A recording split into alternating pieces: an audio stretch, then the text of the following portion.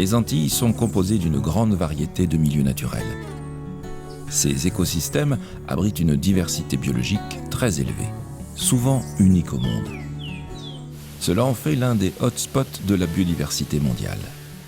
Mais cette biodiversité insulaire est menacée par l'introduction des espèces exotiques envahissantes. Animaux et végétaux sont volontairement ou accidentellement introduits par l'homme sur des territoires où, bien souvent, ils ne rencontrent pas de prédateurs capables de réguler efficacement leur effectif. Leur implantation puis leur propagation menacent dès lors les habitats et les espèces indigènes.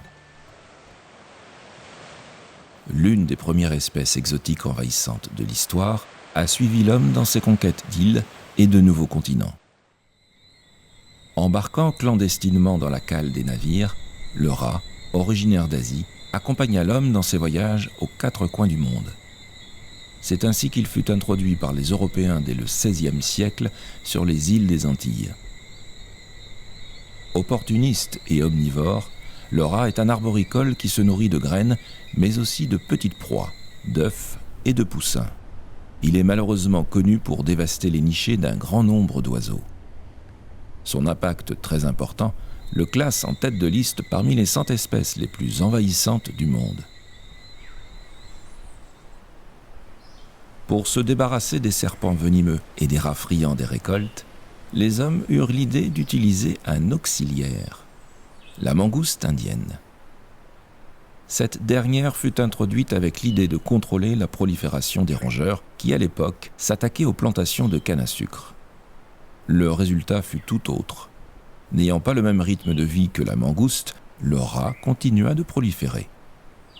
L'impact du nouveau prédateur sur la faune locale s'avéra même catastrophique et signa la disparition d'espèces autochtones, comme ce fut le cas en Guadeloupe pour la petite chouette chevêche des terriers. Se nourrissant des œufs et des poussins d'oiseaux nichant au sol, la mangouste indienne vient récemment de jeter son dévolu sur les pontes de tortues marines dans différentes îles des Antilles. Avec une queue rayée de bandes noires et une grosse écaille placée sous le tympan, l'iguane commun, Iguana iguana, est facilement reconnaissable. Originaire d'Amérique du Sud et d'Amérique centrale, ce reptile a été introduit par l'homme sur les îles de l'arc antillais. Mais problème. Les petites Antilles abritaient depuis longtemps une autre espèce endémique de la zone, l'iguane des petites Antilles, Iguana delicatissima. L'iguane commun entra immédiatement en compétition avec l'iguane des petites Antilles pour la conquête des territoires. Désormais, partout l'iguane des petites Antilles régresse face à l'envahisseur.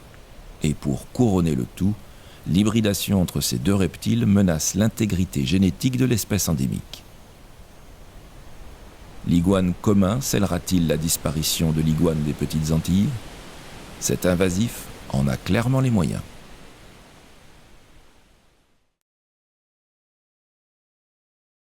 Si la plupart des espèces exotiques invasives savent se faire discrètes, ce n'est pas le cas de la cigale de Guyane, originaire d'Amazonie.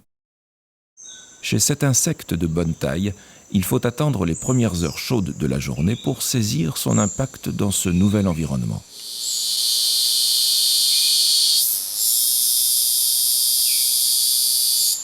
Introduite accidentellement dans certaines îles des Antilles, les mâles de la cigale de Guyane produisent un son assourdissant pour attirer les femelles de leur espèce.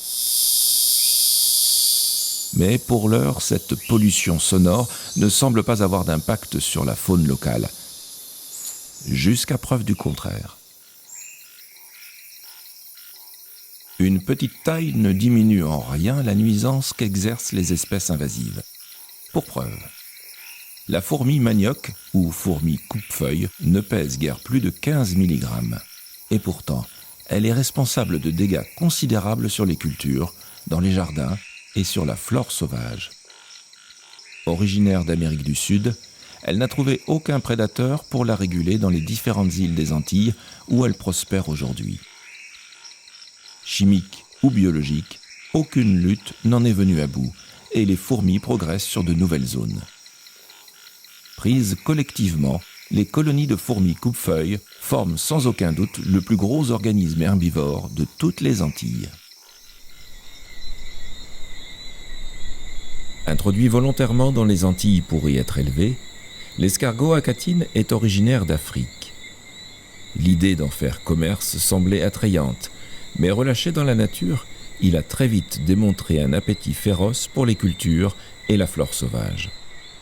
En l'absence de réels prédateurs, il a rapidement envahi le milieu, d'autant plus qu'il se reproduit à toute allure. Hermaphrodite, donc doté d'un appareil génital mâle et d'un appareil génital femelle, chaque individu peut pondre jusqu'à 200 œufs, 7 fois par an.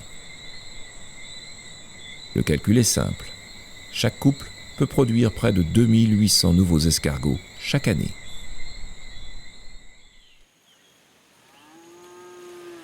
Originaire d'Asie mineure, la tourterelle turque a été relâchée dans les Caraïbes au milieu des années 70. Cet oiseau, particulièrement bien adapté à ces nouveaux territoires, s'observe dans des rassemblements de centaines d'individus. Elle entre alors en compétition directe avec les espèces de tourterelles autochtones des Antilles. La tourterelle turque possède en outre un fort potentiel de propagation de maladies pouvant affecter les autres espèces de colombidés.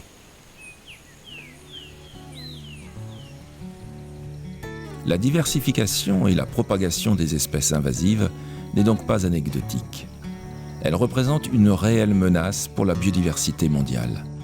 À notre échelle, nous devons donc veiller à ne pas introduire de nouvelles espèces dans les milieux naturels des Antilles, au risque de voir y disparaître à tout jamais une flore et une faune uniques au monde.